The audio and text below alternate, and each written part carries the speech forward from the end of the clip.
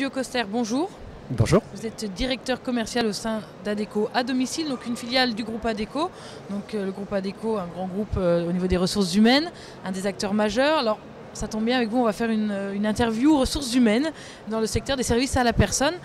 On va déjà donner 3 conseils pour la personne qui souhaite décrocher un emploi dans ce secteur. Que doit-il faire? Les recettes. Alors, 3 recettes pour le secteur des services à domicile pour se faire recruter. La première chose, c'est savoir expliquer son savoir-faire, c'est-à-dire très concrètement expliquer à la personne qui vous recrute, le particulier ou la structure, ce que vous savez techniquement faire, très opérationnellement faire.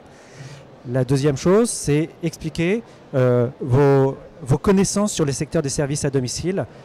Si vous avez suivi des formations sur la petite enfance, sur la personne âgée, c'est de lui démontrer très explicitement les connaissances théoriques et que vous savez les retraduire au quotidien. La troisième chose, c'est l'empathie. L'empathie que vous savez accorder, que le candidat sait apporter à la personne qui va être sous sa charge, qui va encadrer, qui va accompagner, et savoir se mettre sur le même mode de dialogue que la personne qu'il va accompagner au quotidien. Alors, nous avons vu du côté du chercheur d'emploi. Maintenant, du côté recruteur, quelles sont les 3 questions à ne pas oublier lors d'un recrutement? Les 3 questions. Alors, le recruteur, il va apprécier la motivation du collaborateur. Sa motivation, ça peut être évidemment une motivation économique, ça peut aussi être une motivation liée à un parcours de vie. En tout cas, le recruteur va véritablement essayer de trouver la motivation de la personne qu'il a en face de lui.